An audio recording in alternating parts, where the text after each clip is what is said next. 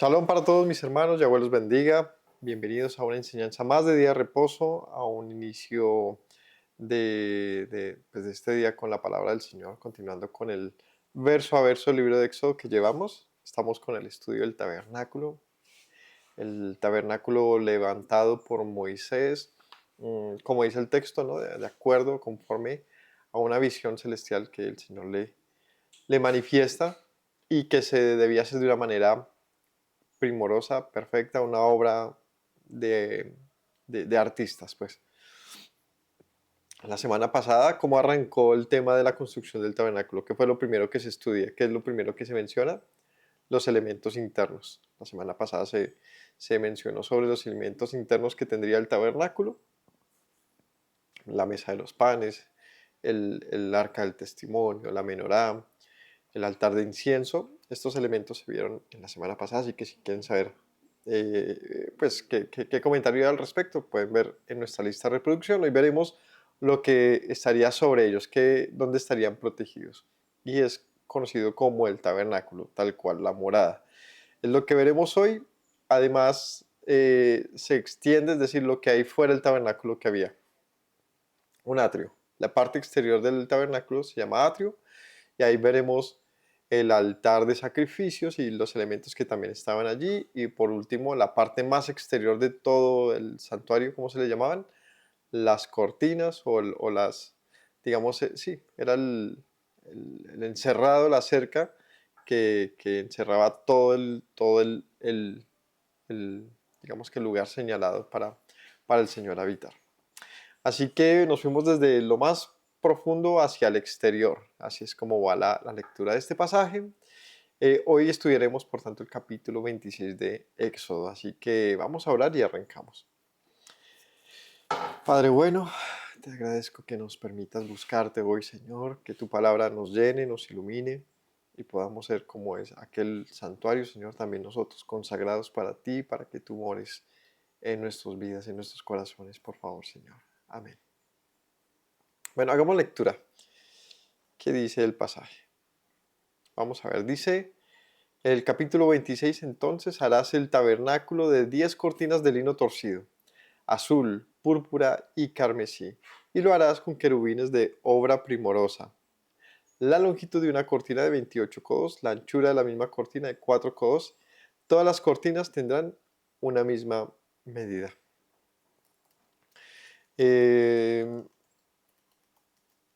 Empezamos con las cortinas, ¿no? Como les mencionaba, digamos que lo que vamos a ver hoy es muy técnico, ¿no? Y es que logremos dimensionar cómo se veía y cómo estaba construido, constituido este lugar. Entonces empezamos desde adentro hacia afuera y voy a tratar de que dibujemos mentalmente cómo era. Es un rectángulo, ¿no? Un rectángulo es la parte exterior más externa y dentro había otro rectángulo. Ese otro rectángulo es conocido como el tabernáculo y es de lo que estamos hablando hoy. Ese tabernáculo internamente tenía dos lugares, uno llamado el lugar santo y otro el lugar santísimo.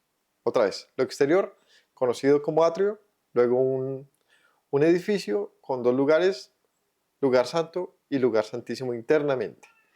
Y toda esta parte interna, que es como no sé, como el edificio o la morada, la habitación, el tabernáculo, una tienda, estaba construido básicamente de madera y de telas.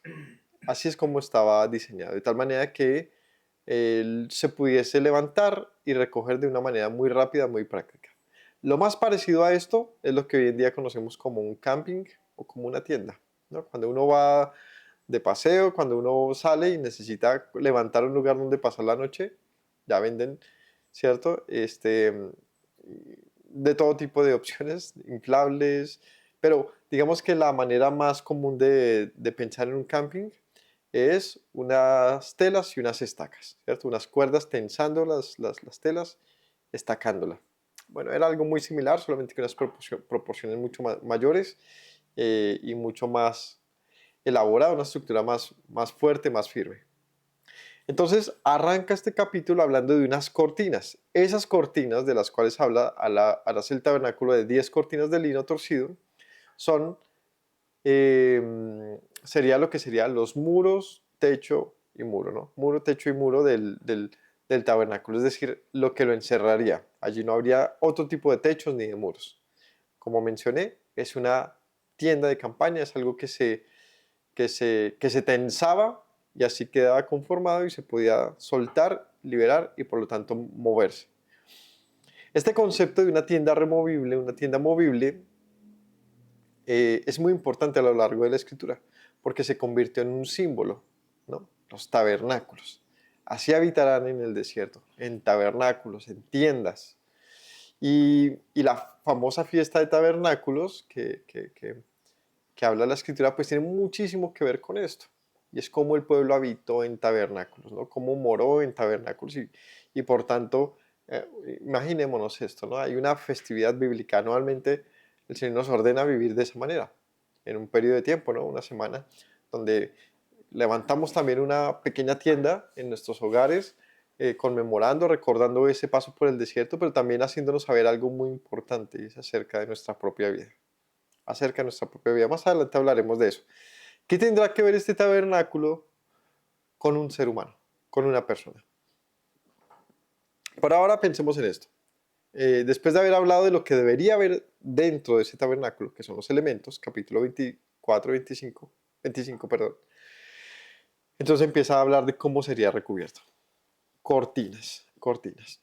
Harás el tabernáculo de 10 cortinas de lino torcido, azul, púrpura, carmesí. Unas cortinas que serían decoradas con querubines, ¿no? Dicen dos querubines, entonces va, colores, azul, púrpura y escarlata. 3 tipos de colores, ¿no? Aquí nos lo da en codos y se los voy a compartir en, digamos, a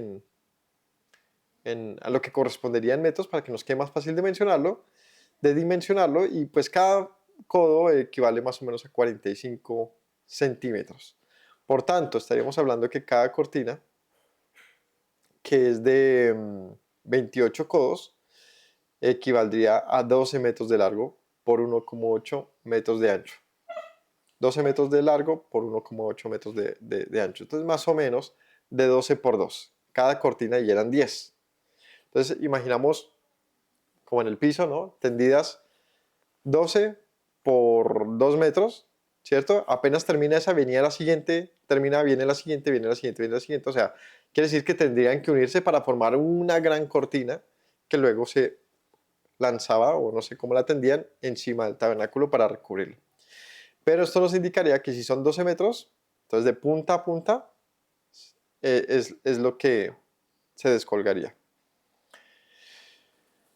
Entonces, une 5 cortinas entre sí y haz lo mismo con las otras 5 cortinas. Entonces iban 5 cortinas unidas y otras 5 cortinas unidas. Estaba compuesto, por tanto, de 2 pares, de un par más bien, de 5 y 5 cortinas. Cada una de 12 por 1,8 metros, o sea, casi 2 metros.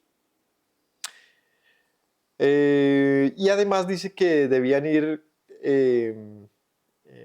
decoradas con querubines de obra primorosa. ¿Quién vería estos querubines? ¿Ah? Pensemos en eso, ¿no? El diseño, ¿no? Entonces, supongamos en esa visual, hagan en su mente un video, un renderizado 3D, están dentro y hay como una tienda, ¿no? Entonces hay telas por todo lado y estas caen y se tensan. ¿Usted dónde vería los querubines? ¿Dónde creemos que están los querubines? ¿Por dentro o por fuera? ¿Quién vería los querubines? ¿Son para quién? Van para adentro. ¿Por qué? Porque estas son la primera tanda de cortinas. Sobre ellas iban otras más y otras más. Significa que estas solamente las podrían ver quienes estaban dentro del tabernáculo. Ya que usted miraba hacia los lados, hacia el techo, vería la decoración con que las prepararon, ¿verdad? Entonces dice que eran de querubines de obra primorosa. La longitud de una cortina, 28 codos, la anchura de la misma cortina de 4 codos. Todas las cortinas tendrán una misma medida. 5 cortinas unidas una con la otra, las otras 5 unidas una con la otra. Y harás lazadas de azul en la orilla de la última cortina de la primera unión. Lo mismo harás en la orilla de la cortina de la segunda unión.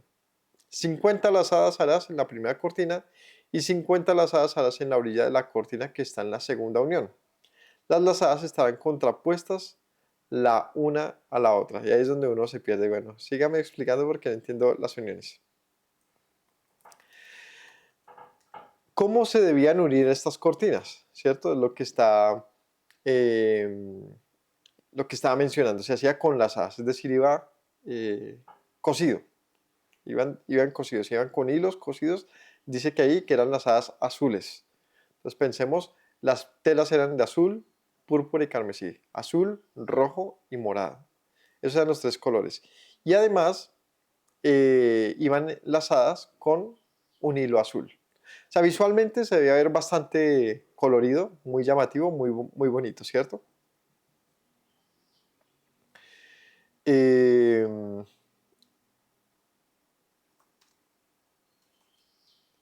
ya. Eh, y por tanto, pues era un trabajo plenamente de, como dice ahí, de obra primorosa. Debía ser eh, trabajado de una manera, ¿cómo es que le llaman? Artesanal. ¿Listo? Entonces dice, las lazadas se harán en la primera cortina, 50 en la orilla de la cortina que está en la segunda unión. Es decir, esto es el empalme de las mismas cortinas. Cómo ellas debían empalmarse o unirse entre ellas es mediante unas lazadas. Harás también, dice aquí, 50 corchetes de oro en los cuales se enlazarán las cortinas la una con la otra y se formará un tabernáculo. Entonces los corchetes es la manera en donde se pasarán pues la unión. Lo que nos hace pensar que se debían poder soltar. Si están los corchetes es porque seguramente al liberar el tabernáculo, incluso las mismas telas se soltaban. ¿Sí? Las que van unidas por estos corchetes. No era como pasar la aguja entre la tela y unirla con la otra, sino era más bien como pasarla entre corchetes, de tal manera que tú puedes unirlas y soltar, quitar la cuerda y liberarlas, como sí, como las cortinas, correcto, como las cortinas o las vallas publicitarias o las cortinas de las casas, ¿no? Que tienen una vara entre ellas, solamente que en este caso no era una vara, sino un hilo. Eh, listo. Esto, como les digo, esto es muy técnico, solamente vamos a tratar de imaginar cómo era esto. Dice además, bueno, y dice que estos eran corchetes de oro. Es importante también saber que todos los elementos trabajados fueron de alto valor, ¿no? Eran telas de lino, esta primera tanda, y unidas con corchetes de oro. ¿El lino de dónde se saca, saben? El lino de una flor. De una planta, que se llama lino. Es decir, eran unas telas vegetales, digamos, de fibra vegetal, versus las que siguen, que son animal. Veamos así, en el versículo 7, harás asimismo cortinas de pelo de cabra para una cubierta sobre el tabernáculo. 11 cortinas harás. Las cortinas que siguen, si nos fijamos, ya no son 10, ¿no? Las que siguen son 11, lo que significa es que esta es más grande y desbordaría la otra. La longitud de cada cortina será 30 codos y la anchura de cada cortina 4 codos. Una misma medida tendrán las 11 cortinas. 11 cortinas de cuánto? De 30 por 4 codos. Esta era más grande que la anterior, ¿no? Tanto así que desbordaba más o menos medio metro para cada lado. Es lo que desbordaría. Unirás 5 cortinas aparte y las otras 6 cortinas aparte y doblarás la sexta cortina enfrente del tabernáculo. O sea que vemos que la unión era de mitad, ¿no? O sea, mitad unida y la otra mitad unida. Y en este caso, lo que sobraba de esta, porque tenía una onceava cortina, sería doblada en la parte frente del tabernáculo. O sea, llegaba y hacía como un capul y se doblaba, quedaba doble. Perdón, hacia en caída. Lo harás 50 lazadas en la orilla de la cortina al borde de la unión y 50 lazadas a la cortina de la segunda unión. Entonces también, como en la de abajo, llevaban una unión lazada. Harás también 50 corchetes, pero en este caso dice de bronce, los cuales meterás por las lazadas y enlazarás las uniones para que se haga una sola cubierta. ¿De qué estaba hecha esta cortina? ¿Ah? ¿De qué leímos? ¿Mm? Esta segunda cortina, ¿de qué era? El versículo 7, pelo de cabra. Entonces, primera, vegetal, 3 colores, azul, púrpura, carmesí, aros de oro. Segunda tanda, más grande, teniendo una onceava, pelo de cabra. ¿Mm? No indica algún color particular, nos puede hacer pensar que quizás fuese uniforme, color café o negro. Segunda opción, manchado como ellas vengan. Pero yo creería que es uniforme el color, dado que en los sacrificios dice, por ejemplo, el Señor que se sacrifican animales sin mancha o arruga. Significa que eran de pelo de color uniforme. Eh, y en este caso, unidas con aros de bronce, ¿cierto? Versículo 13, un codo de lado, entonces 12. La parte que sobra de las cortinas de la tienda, la mitad de la cortina que sobra, colgarás a espaldas del tabernáculo. Un codo de lado, otro codo de otro lado que sobra a lo largo de las cortinas de la tienda colgará sobre los lados del tabernáculo a un lado y al otro lado para cubrirlo. O sea, esta como era más grande y tenía además una cortina extra, era para que sobresaliera y descolgara del resto del tabernáculo o de digamos, de las telas que ya estaban cubiertas en la primera tanda. Harás también a la tienda una cubierta de pieles de carneros teñidas de rojo y una cubierta de pieles de tejones encima. Entonces vienen más tandas de cubiertas. La que le sigue es de pieles de carnero teñidas de rojo. Entonces tenemos vegetal, 3 colores. Cabra, quizás un color. Ahora una de carneros. Y en este caso teñidas de rojo. Es decir, se le hacía un proceso de tinción, cambiaba de color, ¿no? Estos carneros muy probablemente o sea, como las ovejas, era quizás blanca y luego del teñido pues quedaban bastante rojos según el color, la tinción que le aplicasen. Una cubierta y además una cubierta de piel de tejón encima. Entonces, una cubierta extra. Tejones aquí es como generalmente se traduce, pero no hay certeza de qué animal sea. Y de esto pues hay múltiples comentarios en la tradición. Algunos creen que es un animal ya extinto. Algunos comentaristas dicen que era un animal de múltiples colores. Pero realmente solo como tradición y superstición no se sabe qué animal sea, pero generalmente lo traducen como tejón. Harás para el tabernáculo tablas de madera de casa. Listo, entonces ya tenemos esas zonas cubiertas. De este caso sí ya no indica qué cantidades, si nos fijamos.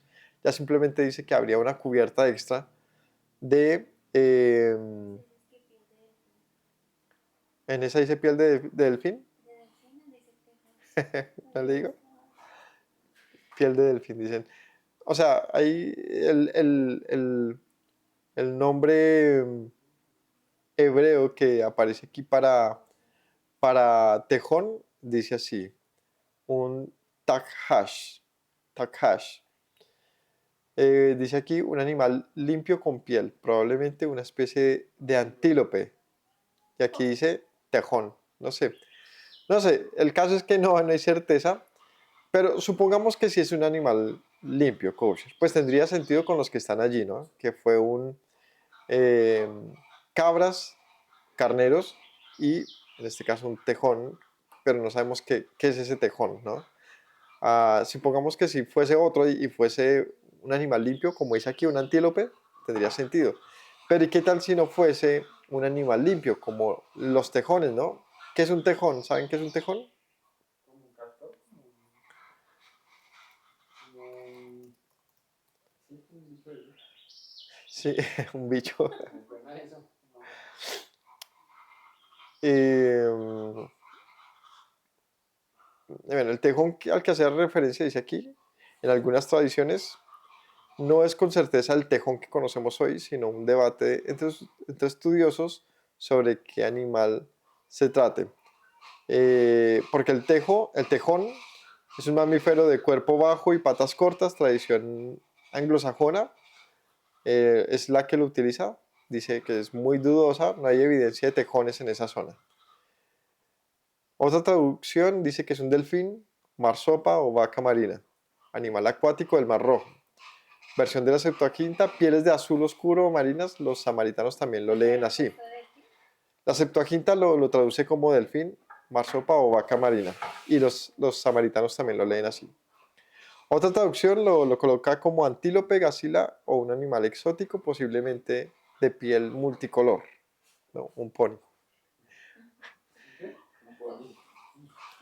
Algunos lo asocian con un animal no identificado solo presente en ese tiempo y otros dicen cuero teñido azul o púrpura, no se refiere a un animal sino a un proceso teñido. Algunos rabinos antiguos lo entendían así, un cuero especial teñido para el tabernáculo. Bueno, independientemente y dado que hay poca información de que sea, pues eh, eh, digamos que no especular mucho, simplemente hay una piel más recubriendo, ¿no?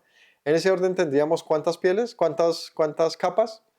Tenemos la de lino, que son 10 telas, 10 uniones, de las cuales 5 y 5 se unían entre ellas, pero estas 5, al unir las dos bloques, se unían era con aros, ¿cierto? Entrelazados, con hilo de lino azul, y los aros en que se unían eran de oro. Esa es la parte más interna, la parte que veía un sacerdote cuando entraba al tabernáculo. La que le sigue es de piel de cabra, ¿cierto? Y esta también estaba unida con aros, pero en este caso eran 5 y 6. O sea, habían 5 unidas y otras 6 unidas, porque eran 11 en total y esta un poco más grande que las primeras sobresalía. Estaban unidas con bronce. Luego viene la tercera que era de carnero, de piel de carnero teñida de rojo, perdón. Esta es la que viene luego de la cabra. Y por último, y vendría otra más que es de, la de tejón, ¿no? La de tejón. Sí. Dice, entonces decía, harás también a la tienda una cubierta de pieles de carneros teñidas de rojo y una cubierta de pieles de tejones encima. O sea que la que dice aquí que es tejón, que no sabemos exactamente qué es, era la más exterior y esta es la que sí veía el pueblo, los levitas, los que estaban afuera del tabernáculo. ¿Listo? Es muy probable que este tejón, es curioso porque cuando a uno ya le ponen una palabra, cuando ya hay una interpretación y te dicen es tejón, te dicen es un delfín, es difícil dejar de verlo más allá de eso, ¿no? Pero más allá de decir si es tal o aquel animal, lo más probable es que fuese un animal kosher, es decir, un animal de los que estaban representados en ese mismo sistema. Pensemos en los anteriores, chivo, carnero, ¿no? No tiene, pues no sé, no se me hace que tenga mucho sentido meter de repente piel de caballos. O sea, exactamente para qué, ¿no? O sea, ¿qué quiere representar eso? O piel sí, de cerdos, o de zorros, o de lobos, o sea, como, y además animales que no se mencionan nunca en la Biblia, de repente se incluyen ahí, no tiene como mayor sentido.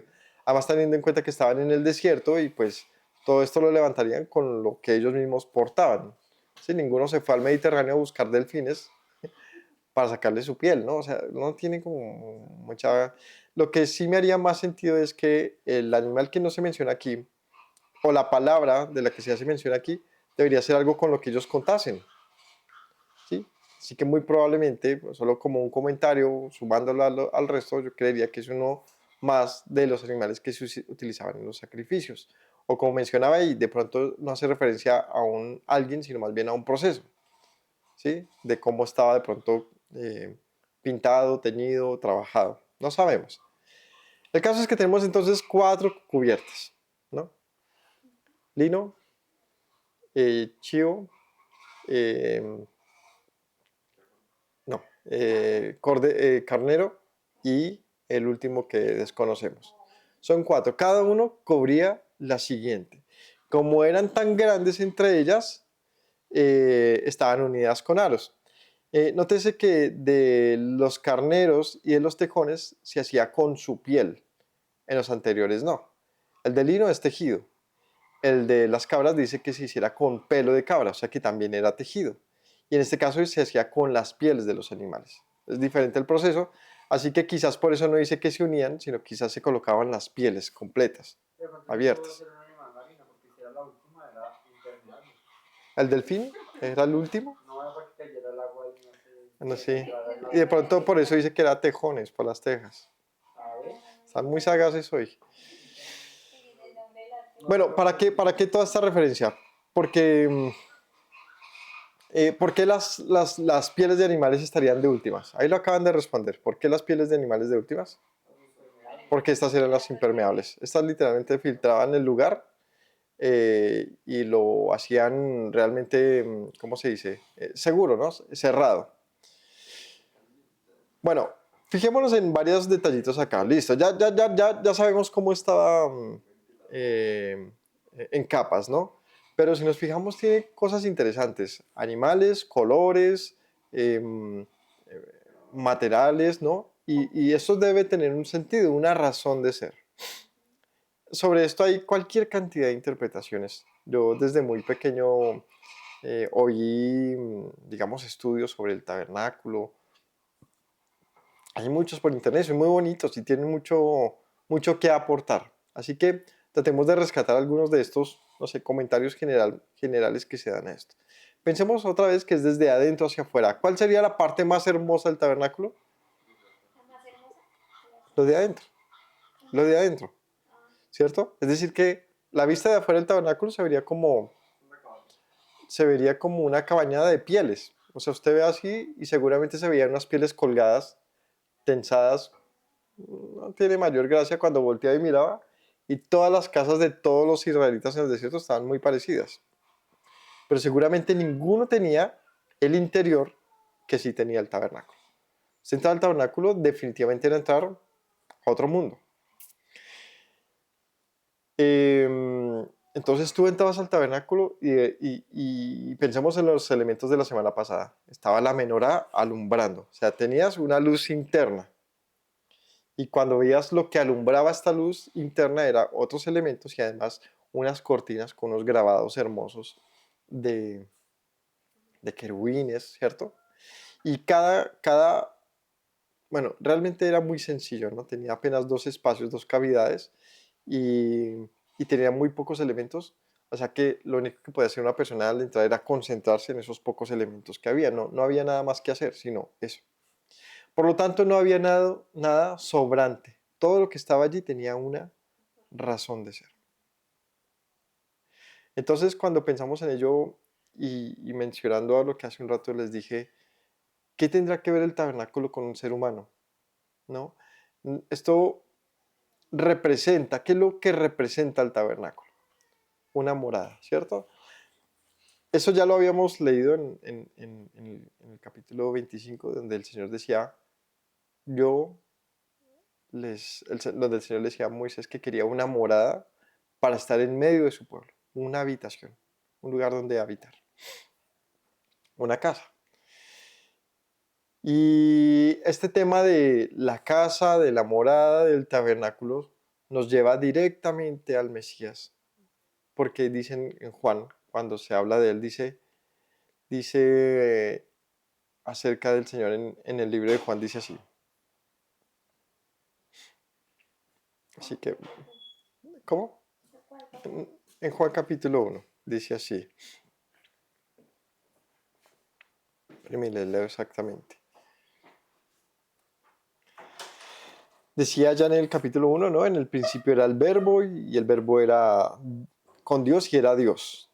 Y era en el principio con Dios. Todas las cosas por Él fueron hechas, sin Él nada de lo que ha sido hecho fue hecho. En Él estaba la vida era la luz de los hombres. Y la luz resplandece en las tinieblas, pero las tinieblas no prevalecieron contra ella. dice en el versículo 10, no, en el 9, aquella luz verdadera que alumbra a todo hombre venía a este mundo. En el mundo estaba y el mundo por él fue hecho, pero el mundo no le conoció. A lo suyo vino, los suyos no le recibieron. A todos los que le recibieron, a los que creen en su nombre les dio potestad de ser hechos hijos de Dios. Aquel verbo fue hecho carne y habitó entre nosotros. Y vimos su gloria, gloria como del unigénito del Padre, lleno de gracia y de verdad. Y aquí llegamos a ese punto. Empieza este texto muy, muy complejo, muy profundo, hablando de la esencia y tratando de describir o de revelar quién es el Señor, quién es el Mesías. Y dice Él, la luz del mundo, Él, quien estaba con Dios y es Dios mismo, vino a habitar entre nosotros. ¿Y cómo lo hizo? Se hizo carne para habitar. Y ahí vamos al punto. Habitar, carne. Habitar, carne. Habitar, carne. ¿Quién iba a habitar en medio de nosotros? El Señor. El Señor, ¿cierto? ¿Quién? El Creador. Porque dice, por quien todo es, por quien todo existe y subsiste, el dador de la vida, el creador del universo, quiso habitar en medio nuestro con la gloria de Dios Padre, ¿no? Dice, vimos su gloria, gloria como el unigénito del Padre, lleno de gracia y de verdad. ¿Y cómo hizo para habitar en medio nuestro? En este texto que estamos leyendo, se hizo carne. Ahora, ¿cómo está construido el tabernáculo? Con carne. O sea, es muy interesante porque es muy relacionado, es muy directo con lo que es un ser vivo, ¿no? Si nos fijamos, no tiene la intención de manifestar algo diferente, sino como un ser vivo, como un alguien que estaba allí con cuerpo, aunque naturalmente no era eso lo que pasaba, pero sí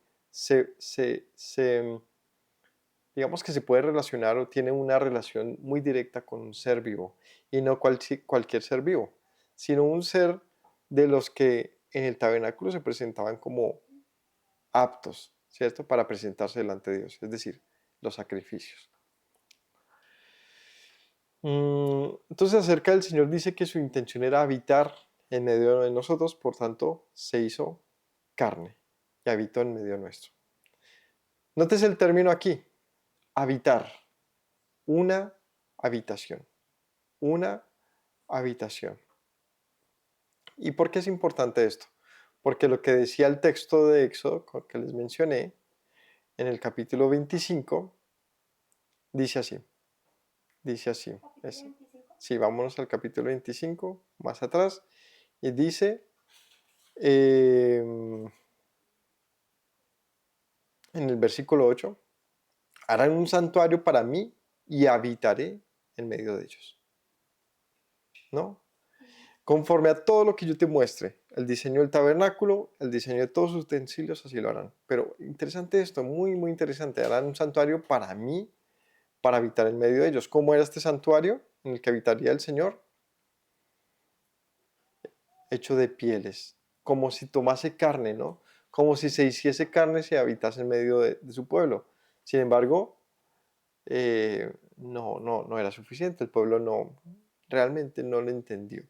Como más adelante también viene el Señor, dice, que vino a lo suyo y tampoco le recibieron, aunque se hizo carne en medio nuestro.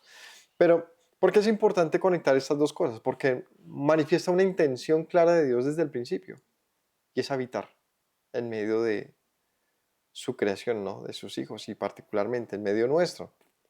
Habitar en medio nuestro.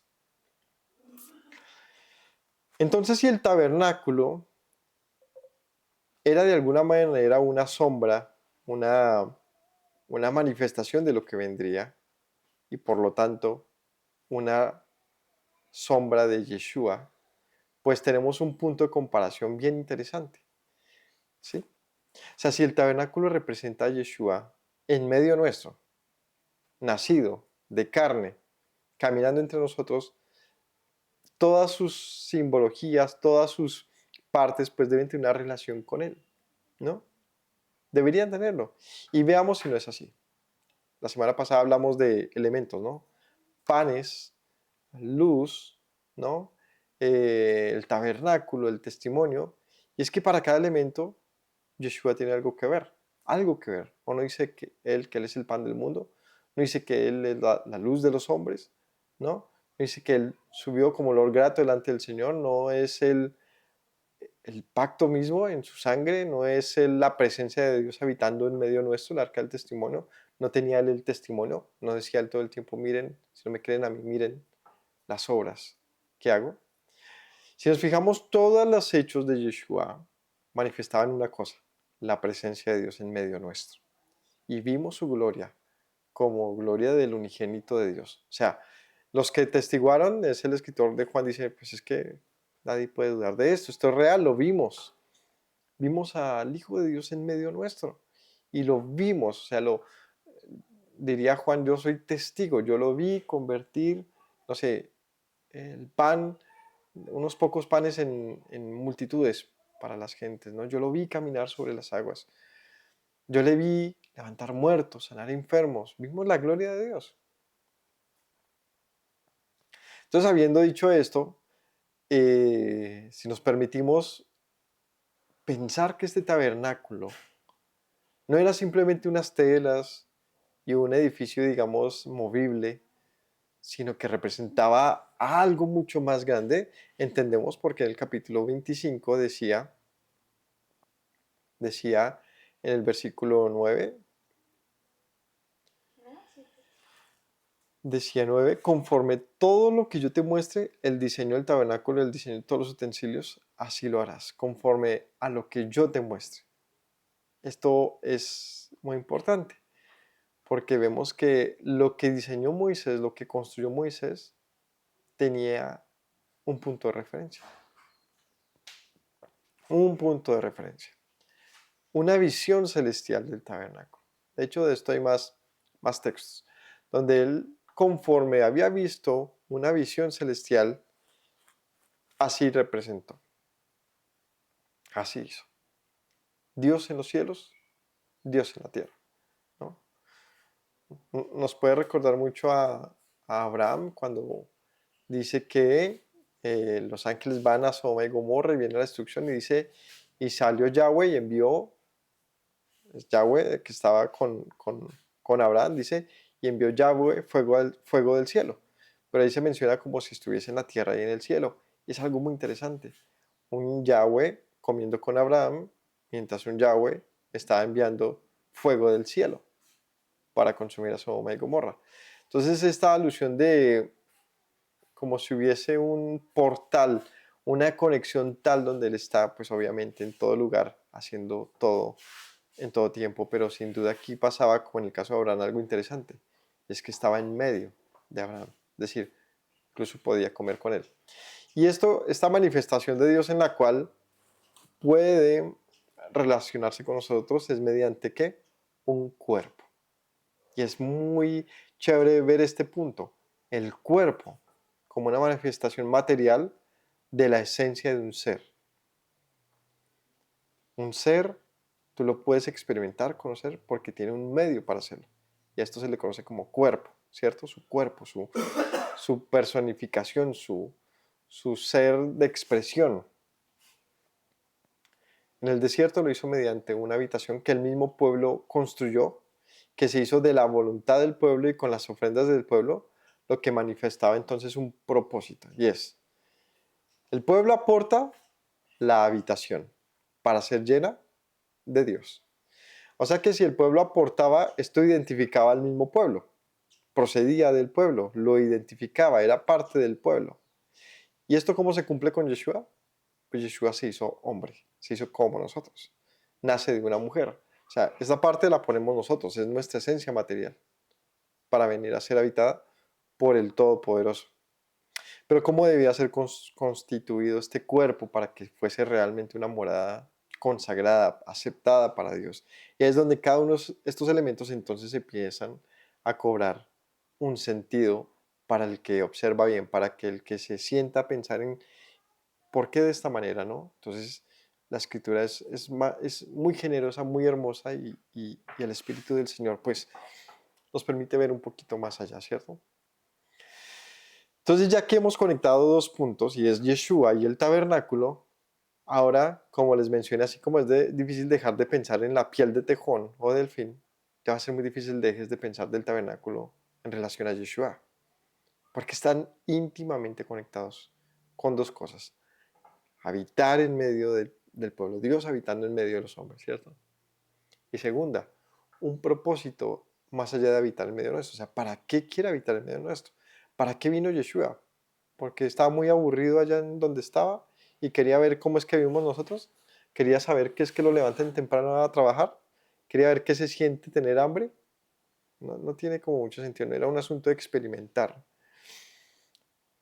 Habitar en medio nuestro tenía un propósito. ¿Para quién? Para nosotros. Su presencia en medio nuestro fue vital. Es uno de los asuntos más importantes que han habido en todo lo que significa nuestra historia, porque nos da propósito y sentido de existencia, más allá de ser seres mortales que no cumplen, que no pueden, que no logran nada en su vida. Y nos da un propósito y es esperanza. Yeshua reconcilia a la humanidad con el Padre y nos da algo llamado esperanza. ¿Por qué el Señor habitaría en medio de su pueblo? Porque había esperanza, ¿no? O sea, querían decirle al pueblo: confíen, yo estoy en medio de ustedes, confíen, yo he vencido, confíen. Ahora, tendría mucho más para decir acerca de por qué el tabernáculo sí está representando a Yeshua, pero vamos, para que si no, no alcanzamos, vamos a asumir que sí, el tabernáculo es Yeshua. Lo que veía Moisés era Yeshua y el Señor le ordena expresarlo en la manera en que fue construido, pero todos sus elementos representan sí o sí a un Dios habitando en medio del pueblo. Y entonces revisemos nuevamente los elementos. Decíamos que habían, en el texto decía que eran 10 cortinas de lino torcido, azul, púrpura y carmesí, lo harás con querubines de obra primorosa. Lo más profundo que cubría, o sí, que era la bóveda de los elementos internos, como mencioné hace un rato, era lo más hermoso del mismo tabernáculo.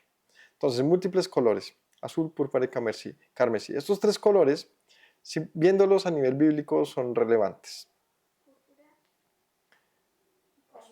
Azul, púrpura y carmesí. El azul lo vemos reflejado en varias cosas. Desde lo más sencillo, el cielo y el agua, ¿cierto? Elementos que reflejan lo celestial, ¿no? El púrpura, un poco más, no sé qué tan antiguamente, pero sí asociado a la realeza.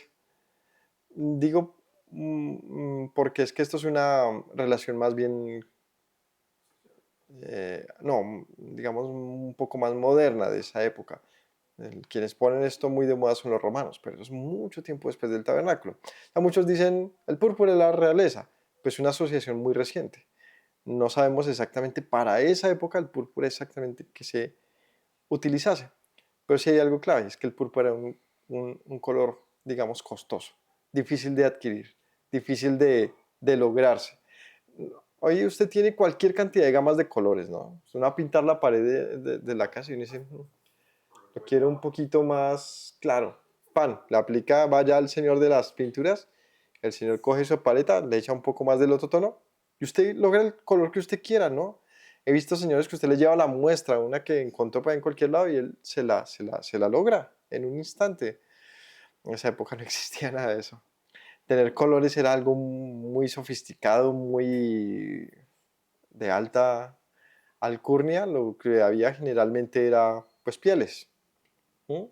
La piel de múltiples colores de José fue algo de mucho lujo, ¿sí? Y tanto así que los colores eran parte del comercio. Y, o sea, comercializar colores era parte de esas transacciones entre ciudades y naciones, porque de aquí conseguía ciertos tonos, pero, uy, ese tono morado que tú tienes, ¿no? Eso lo trajeron de tal otro lado, o sea, no era algo que se encontraba en la zona. Así que el tema de colores era complicado y representaba así quizás un nivel adquisitivo. ¿Listo? Y muy probable que los azules, púrpuras y carmesí que habían eran muy de la zona. Es decir, el azul que había acá no necesariamente será el azul que tú pienses en un azul. Entonces, esto tiene mucho comentario por ahí, muchos incluso le ponen peros cuando nos pasó alguna vez con los Sid, ¿no? Que dice que sea azul. Sí, pero es azul celeste, decía por ahí alguien. ¿Pero cuál es el azul celeste? Pues el que había ya en el Mediterráneo. Y entonces, no, el azul que tú tienes no sirve. Y venían unas discusiones sin mayor sentido por algo que no tiene sentido, porque es lo que ellos tuviesen en aquel lugar. Y ese azul, ese púrpura, ese carmesí muchas veces venía de ostras, de ciertos animales, de ciertas rocas, de ciertas plantas, ¿vale? De la zona. Eh, el otro día veía un video en algunas zonas de África y con sus propios diferentes tipos de tierras, es decir, de minerales, decía, se pintaba y decía, no voy a exagerar, habían como 20 tipos de tonos como cafeces o piel y él se hacía una línea, vea, así pintamos, estos son nuestros tonos y son oriundos de la zona. Entonces es hermoso eso, pero también nos indica entonces que este púrpura probablemente no fuese de la zona. Además, ellos estaban en pleno desierto. Tampoco, o lo extrajeron de la misma zona o lo traían de Egipto. ¿Listo? Y el carmesí, pues quizás muchas veces se tenía, era con sangre, no sé exactamente cómo tenían, o de la tierra, o de minerales, ¿no? Como el hierro. El caso es que si hay ¿qué suma azul y púrpura? Azul y carmesí, ¿qué suman? Púrpura. El púrpura era una mezcla del azul y el carmesí. O sea, si usted veía, eso era una transición cromática, donde usted veía azul, púrpura y carmesí. O sea, del azul para salir al carmesí necesitaba un púrpura en la mitad. Era una transición cromática. ¿Y esto qué quiere decir? Pues otra vez pensamos en Yeshua. Divinidad pasa a ser hombre. La transición. Tiene mucho sentido. Porque no le puso un amarillo en la mitad. Y si le ponemos color rosa, no. Tenía, y en la transición que se menciona, azul, púrpura, carmesí, es la transición cromática que hay entre ellos. Generaba una sensación de degradado, ¿no? Un gradiente que va del azul al rojo. Puede hacer alusión quizás a este asunto de la transformación y Dios se hizo hombre, habitó en medio nuestro hasta derramar su sangre. O sea, Dios sangra, ¿no? Eh, bueno, dice que estaba hecho con querubines de obra primorosa. También habla esto de qué? De lo celestial, ¿no? Lo más interior, ¿qué había dentro de Yeshua? ¿Qué había dentro de Yeshua? Divinidad. Dentro de Yeshua no había más que divinidad. Dentro de él, acerca del arca del pacto, dice que habían dos querubines, ¿cierto? Se tenían que diseñar con sus rostros mirando hacia el propiciatorio, tocando sus alas el uno con el otro. Y esto representa una adoración y ¿cómo decirlo? Como me postro delante de aquel que llena este lugar. Entonces, sin duda le da un estatus de quién es él, ¿no? Es, es divino, es celestial. Y los aros con que eran unidos dice que eran de oro, de oro. Además eran 10 velos, 10 telas. Y el 10 en la escritura, ¿qué nos recuerda? Las 10 palabras. El número más directo en toda la Biblia acerca del 10 es esto, las 10 palabras, ¿no? Divrei Aseret, las 10 palabras, los 10 mandamientos. Y sin duda, pues entonces esto nos hablaría de la ley. Una ley eterna, divina, unida entre ella, entrelazada con oro. Todo esto que nos hemos estado fijando habla de una perfección, de una celestialidad. Y además todo lo que había interno allí era de oro, ¿no? La menorá de oro, el tabernáculo, ¿cómo se llama el otro? El, eh, sí, la mesa de los panes, el altar del incienso y el arca del pacto, todo era recubierto de oro. Usted entraba y sin duda era muy hermoso. La luz cálida de las lámparas de la menorá, me imagino que hacían un rebote precioso en el oro, ¿no? Y te dejaba ver no sé, debió verse la verdad muy, muy, muy, muy bello dentro de ese tabernáculo. Luego de esta tanda de telas preciosas viene otra, y es la de chivo, ¿no? La de cabra. Y ahí ya entramos con los animales que se presentan al sacrificio como ofrendas. Y otra vez esto nos habla de Yeshua, ¿no? Como una expiación, como un chivo expiatorio. Y si nos fijamos, las pieles tienen que ver con todo esto. El chivo era el que se presentaba en la expiación. ¿Nos acordamos? Que se tomaban dos cabras y una se soltaba a Adonai y la otra a Azazel, y todo este asunto, una era inmolada y su sangre luego era, este animal era consumado del todo. Todo esto que se le habla acerca de la expiación, está la cabra. Y la que le sigue es el carnero, ¿cierto? Y este carnero era teñido de sangre, de rojo. Y este aquí nos recuerda al otro lado, al Pesaj. Nos recuerda a la sangre teñida en las casas, a un cordero pascual, ¿cierto?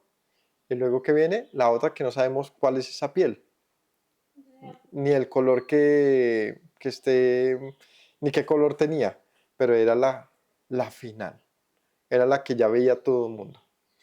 Entonces, todas estas etapas sí nos recuerdan a Yeshua, pero plenamente, como el Cordero de Dios que quita el pecado del mundo, como el que puso su vida por expiación del mundo, por aquel cuya muerte en nuestras vidas son perdonadas y son expiadas y pues, son pasados en alto nuestros pecados, el Cordero de Pascua, todos los elementos internos hacen referencia a él.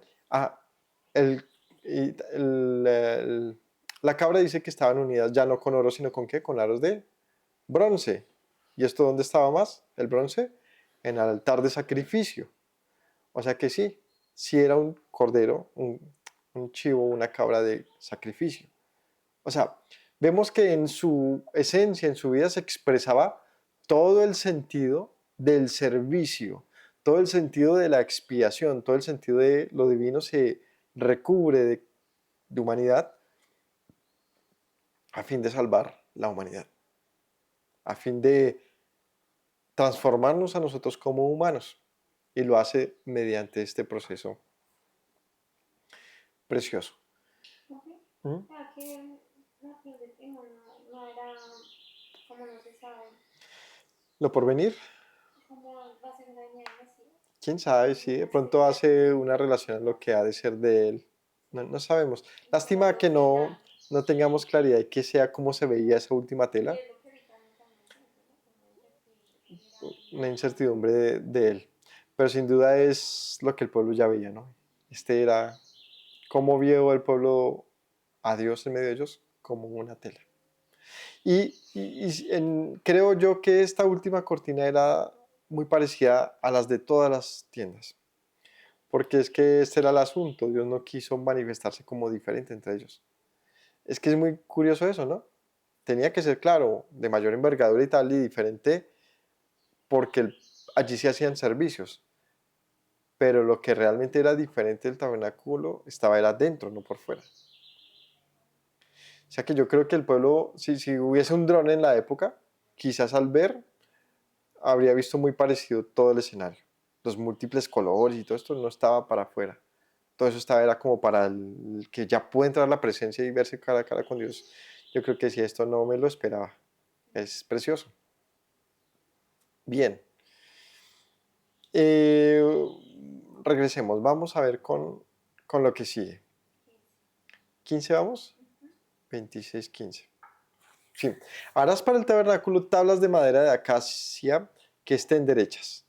La longitud de cada tabla será de 10 codos y de codo y medio la anchura.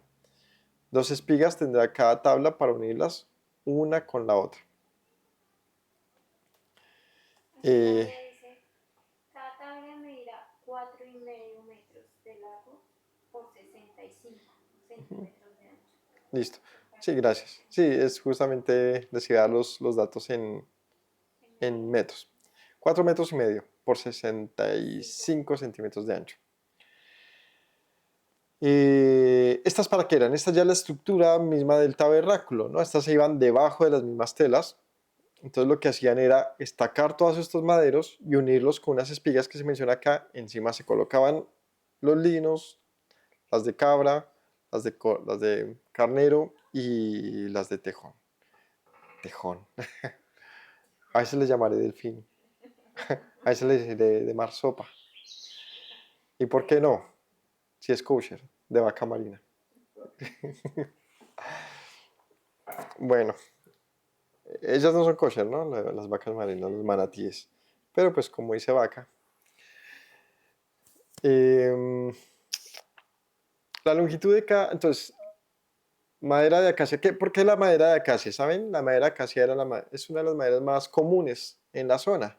Esa es madera que se encontraba muy probablemente ahí en el mismo desierto y de ahí la preparaban, se enderezaban y con ella se hacían, ¿no? Entonces, longitud de cada una, 10 codos que equivalen a 4 metros y medio. Como la altura de mi casa. Altica, ¿no? Siempre era altico ese tabernáculo, porque no era grandote, era más bien angosto, alto y profundo, ¿no? Entonces se siente más alto incluso. Pues usted ve una casa muy ancha y alta, pues uno dice, una bodega grande. No, este era angosto y se veía como se han visto esas imágenes del arcas del fin del mundo que hay, donde guardan, por ejemplo, semillas o guardan cosas, ¿no? ¿No lo han visto? Bueno, hay lugares, generalmente es como en los polos y en lugares muy inaccesibles que construyen arcas del fin del mundo, les llaman así, que es en el caso que se reseteara este mundo, pues allá usted encuentra todo de algo para poder reiniciarlo y como semillas. Hay una así, y usted la ve y es como eso, una cosa muy alta así derechita, como un portón que va hacia subterráneo así. Eh, ¿Qué era? ¿Qué era? Ah, bueno, entonces es bastante alta, 4 metros y medio. Dos espigas. Dos espigas tendrá cada tabla para unirlas una con la otra. Así eras todas las tablas del tabernáculo. Entonces, 10, supongo, habrían. Ya ahorita indicarán en cómo estaban distribuidas, pero estaban unidas con unas espigas, es decir, había unos travesaños, ¿cierto? Que las unían. Ahora, después las tablas del tabernáculo, 20 tablas al lado del mediodía al sur y a las 40 basas. Harás para las tablas del tabernáculo 20 tablas al lado del mediodía del sur y harás 40 basas de plata debajo de las 20 tablas. Dos basas debajo de una tabla para sus dos espigas y dos basas debajo de la otra tabla para sus dos espigas. Y al otro lado del tabernáculo, al lado del norte, 20 tablas y sus 40 basas de plata, dos basas debajo una de la otra, dos basas debajo de la otra tabla. Para el lado posterior del tabernáculo al occidente habrán 6 tablas. Entonces aquí indica cómo deberían disponerse unas tablas, o sea, estaban las 10 columnas principales y además venían unas tablas paradas. Estas tablas, que ya forman como un muro, habían 20 en un lado, 20 en el otro, 6 tablas en la parte de atrás, ¿cierto? Harás 2 tablas para las esquinas del tabernáculo en los 2 ángulos posteriores, las cuales se unirán desde abajo y asimismo se juntarán por su lado con un gozne, así será, con las otras 2, serán para las 2 esquinas. Entonces había un refuerzo en las esquinas. Tendrían unas basas y también unas uniones especiales en los travesaños. Entonces esto es estructural. Está indicando cómo se establecía. Entonces pensémoslo. Habían unas basas, es decir, donde se sentaba la tabla para que no se hunda, para que queden niveladas, para que todo quede en orden. Las basas se instalaban al piso y sobre ellas se colocaban las tablas y se empezaban a distribuir en la manera que aquí indica. Y además donde se pasaban los travesaños también tenían unos soportes especiales, ¿no? Harás también 5 barras de madera de acacia para las tablas de un lado del tabernáculo, 5 barras para las tablas del otro lado del tabernáculo. Posterior del tabernáculo al occidente, la barra del medio pasará por el medio de las tablas de un extremo al otro. Y además llevaba unas varas que atravesaban todo el tabernáculo, uniendo todo. Para meter por ello las barras, también cubrirás de oro las barras. Alzarás el tabernáculo conforme al modelo que te fue mostrado en el monte. También harás un velo de azul púrpura. Listo. Entonces, todo el interior, en lo que serían los muros, era de tablas, con postes, con basas, con espigas unidas y con varas que la recubrían todo, ¿no? Era, por más de que fuese, digamos, sencillo de desarmar, era un montón de elementos y tenía su complejidad, ¿cierto? Pero notemos en lo que estaba, ¿no? Dice que sus aros en la que estaban unidas eran de oro, las varas eran también recubiertas con oro. Dice que en lo que serían las basas, ¿cierto? A ver, les digo el verso.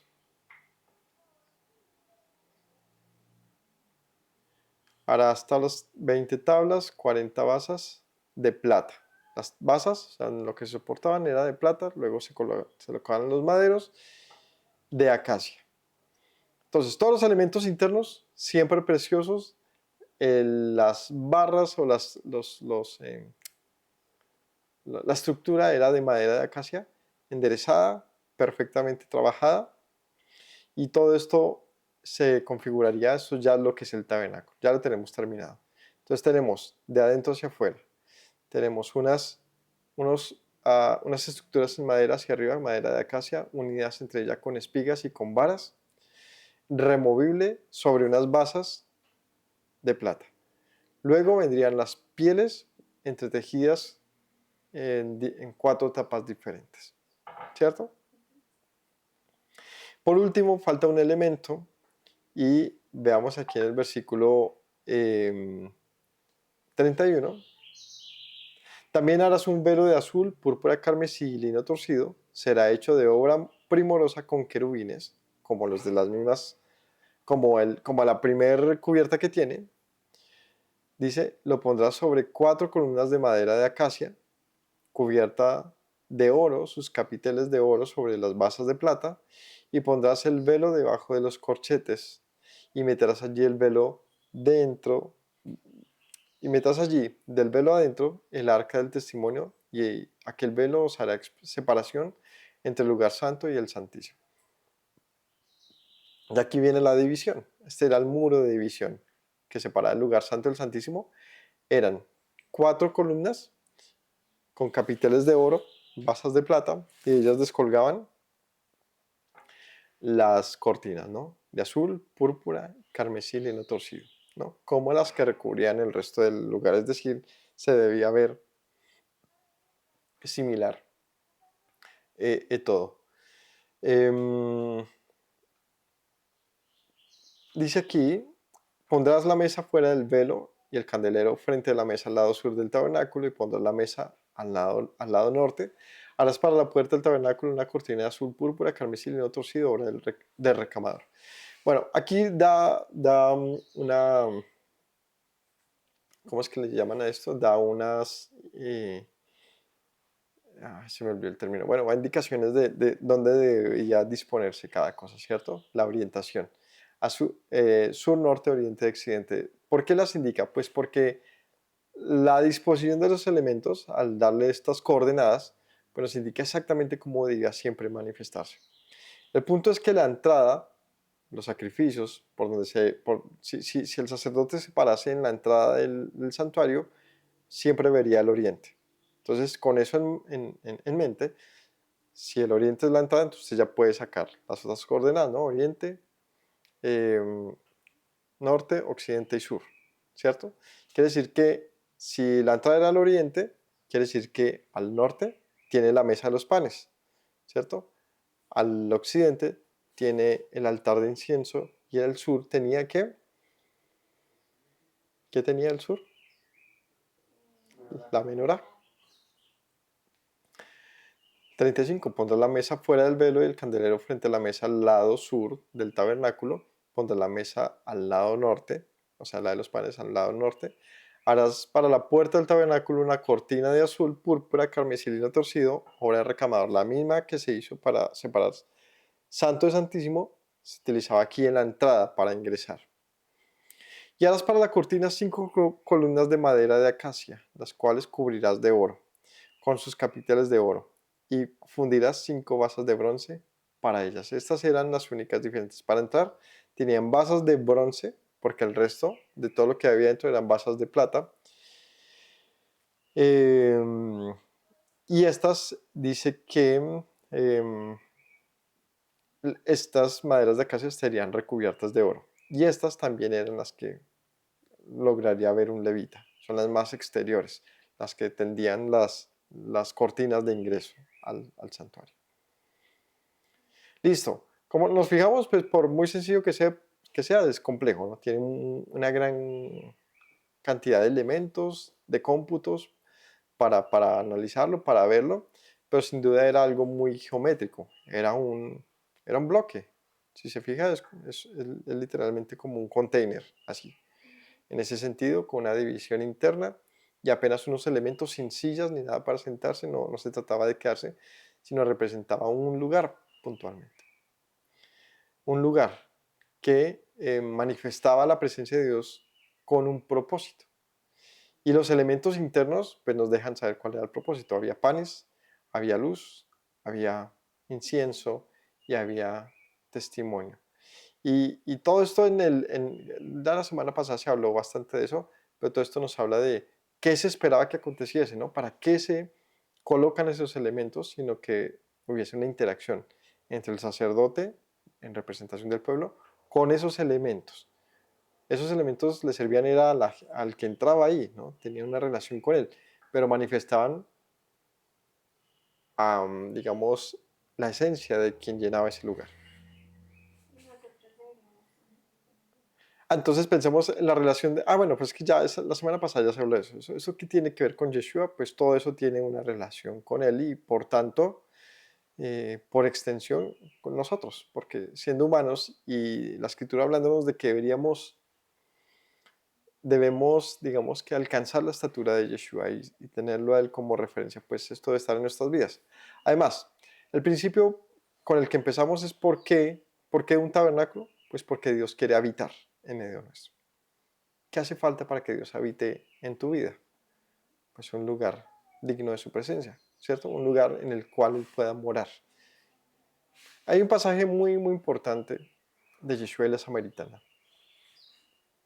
Ella le dice, Señor, nuestros padres han adorado en este monte y ustedes allá en el suyo. Y Yeshua les dice, de cierto te digo que vendrán días que ni aquí ni allá. Porque Dios busca adoradores que le adoren en espíritu y en verdad. Esos son los que Él busca. Y es en ellos entonces en quienes Dios habita. Entonces esto, claro, una alusión tremenda pues al destino que tendría el templo de Jerusalén que fue destruido y que le deja a uno pensando, wow, o sea, siempre hemos querido un lugar donde Dios habite, pero nos hemos dado cuenta que Él siempre ha dicho, yo quiero habitar en medio de ustedes. ¿Y qué significa en medio nuestro? Es algo más profundo, ¿no? ¿Qué tanto es ese medio? ¿Nuestro corazón no será una opción, Señor? ¿No quieres habitar en medio nuestro? ¿No? Y vemos cuando Yeshua resucita y habla de su espíritu morando en medio nuestro, ¿no será eso? ¿No será todo esto una sombra que apunta a Dios morando en medio de un pueblo en quien puede morar? Pero sin duda, Él no podía morar en un tabernáculo corrupto, sucio, ¿cómo se dice? Impuro. Tenía que estar con las condiciones para eso, ¿cierto? Entonces, ¿cómo podría pasar esto a menos de que haya un corazón nuevo, una vida renovada, en la cual podamos ver estos elementos en la vida de uno, ¿no? Un pacto, luz, pan, un olor grato. Es posible que haya divinidad en medio nuestro y que Dios pueda llenar nuestra habitación como lo hizo con Yeshua. Es posible, porque dice de Yeshua que fue lleno, ¿cierto? María fue llena del Espíritu del Señor y concibe a este ser especial, lleno de la presencia del Señor. O sea que finalmente los lugares son solo eso, lugares, habitaciones.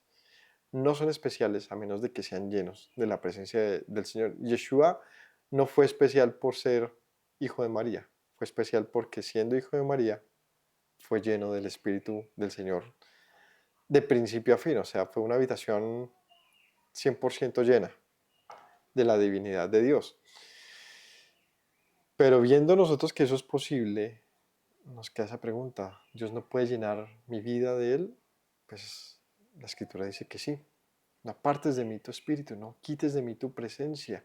Lléname, ¿no? O sea, si hemos sido y ha sido prometido, ¿no? ¿Cuál fue la promesa? Les enviaré mi espíritu para que les lleve a toda verdad.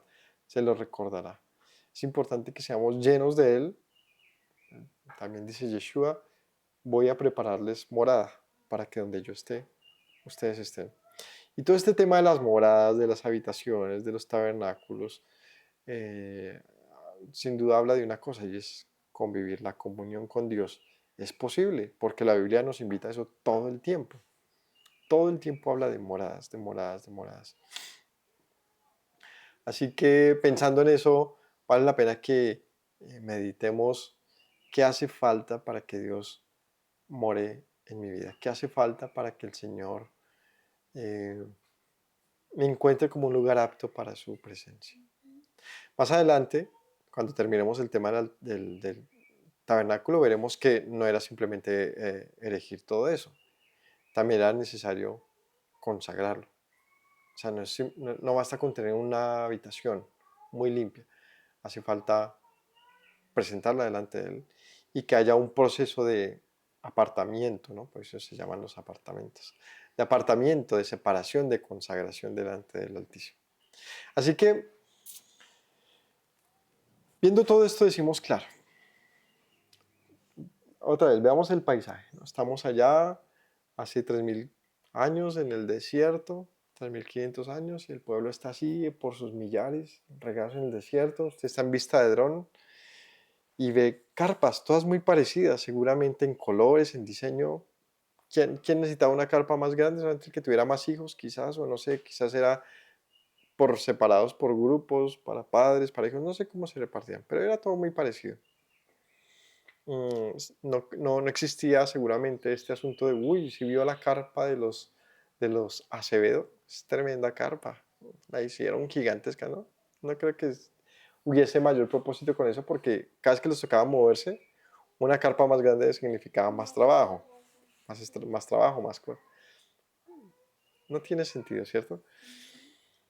De repente ves en medio de ellos, en esa vista de dron, sí, una carpota, ¿no? Coliseo cubierto, el camping, una vuelta bien grande, ¿cierto? Circo, los hermanos Gasca, todo,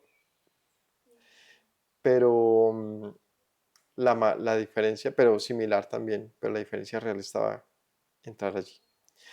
El punto es que sí, se podía identificar, no por mucho, más bien por su concentración, estaba en la mitad del pueblo y era más grande, pero lo que realmente la hacía diferente estaba por dentro. Estaba por dentro. Y otro punto la hacía hacer diferente.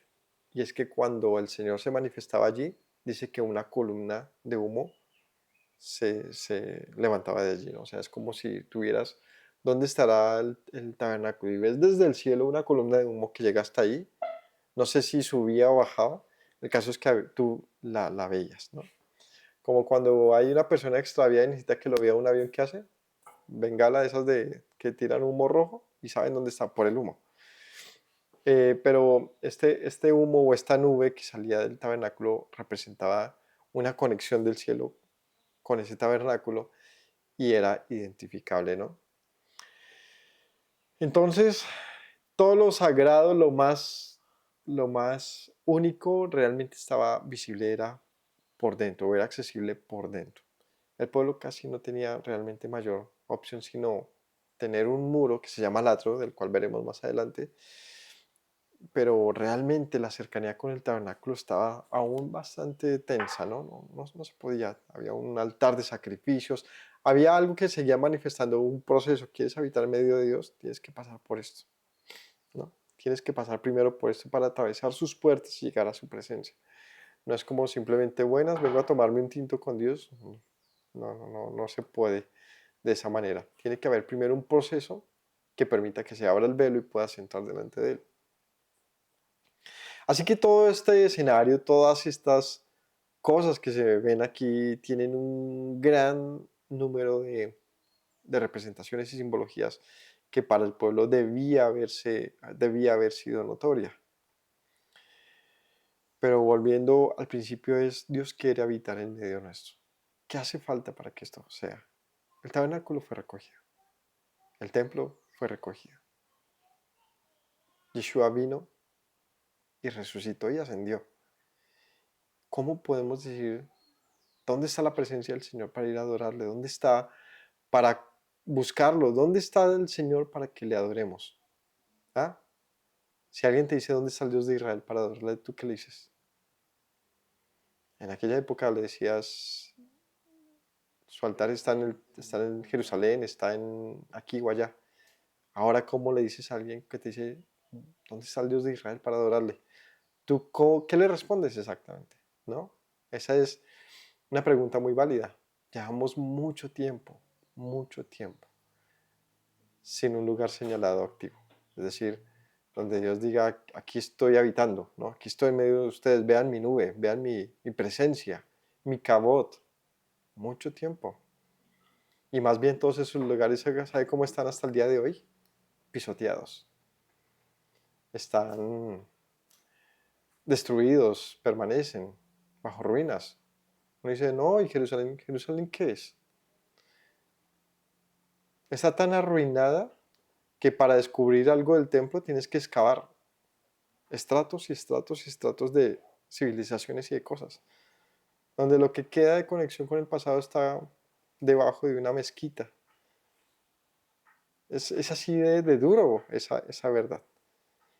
Tan escondido que muchos dicen, ponemos incluso en duda que haya habido templo. Muéstrame las evidencias. Y ahí recordamos a Yeshua diciendo, no quedará siquiera piedra sobre piedra. Entonces todo lo que gira en torno al templo sigue siendo muy sensible hoy en día, muy diciente y nos deja pensando, ¿por qué Yeshua le dijo a la samaritana, vendrán días que ni aquí ni allá, sino que en todo lugar el Señor busca adoradores que le adoren en espíritu y en verdad? Así que si quieres ser una morada para el Dios Altísimo que sigue pensando, quiero habitar en medio de ustedes, necesitas tener esto que Yeshua nos dijo. ¿Cuál es la divinidad, la hermosura de una habitación para que Dios more? Que le adore en espíritu y en verdad. O sea, integridad, honestidad, algo sincero, algo real, ¿no? Algo real. Es que si nos fijamos la profundidad de esas palabras, está diciendo, ese templo está lleno de hipocresía y de falsa búsqueda del Señor. Eso es un edificio. Dios quiere a alguien de verdad. Alguien que le busque de verdad. No religiones, ni ustedes allá y nosotros acá, qué triste, porque no debería ser así. Dios busca gente de verdad que le adore. Y allí es donde Él va a hacer su morada. Así que eso es muy hermoso. Yeshua se va y dice, no estén tristes, no los dejaré solos. Mi espíritu vendrá y les enseñará. Entonces, si seguimos pensando en la morada del Señor, pues sí, sigue siendo tan humilde como antes. Corazones cualquiera, de carne, pero especiales, consagrados, limpios, separados.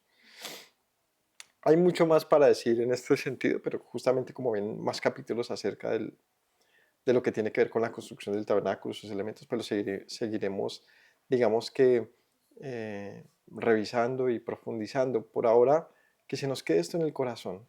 Dios quiere habitar en medio de ti, en medio de ti. Preséntale, como este tabernáculo, una ofrenda generosa en la cual Él pueda vivir. No te estoy diciendo llévale dinero a la iglesia, ni da una ofrenda, vale 5 millones, no. Estoy diciendo que tu vida sea una ofrenda delante de Él. O sea, ofrécete al Señor a fin de que Él haga de ti una morada, ofrécele una obra primorosa, ofrece lo mejor de ti, ¿no? Como dice la canción, te daré lo mejor de mí, te daré lo mejor de mí, te daré lo mejor. No ofrezcas esas canciones que te dicen Dios te acepta tal como eres, como, o sea, como diciendo, Dios sabe quién eres y eso es lo que Él quiere de ti. No, más bien, Dios sabe cómo eres y a pesar de cómo eres, Él está dispuesto a esperar.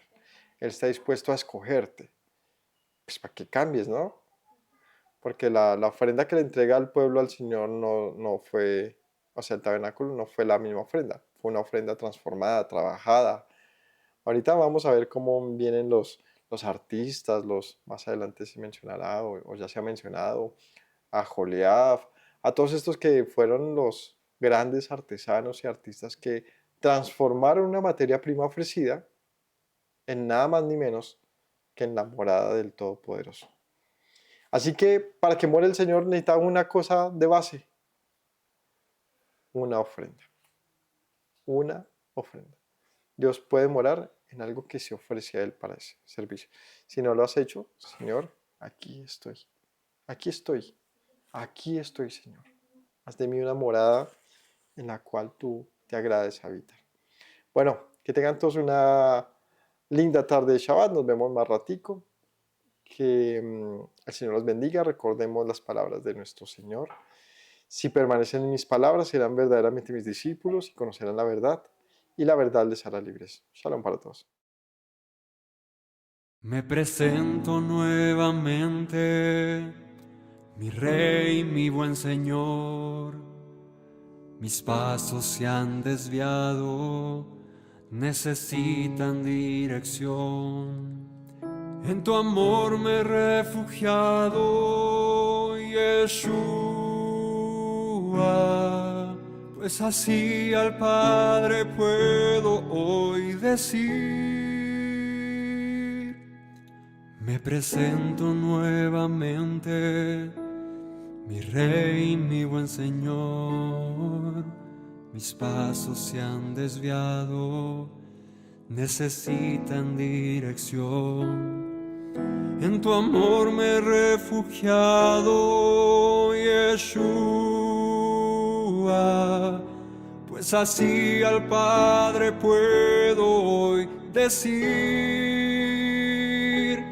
Abba, Padre, Baruch atah, Señor Dios nuestro Rey de eternidad. Abba, Padre, Baruch atah, Adonai Eloheinu melech haolam.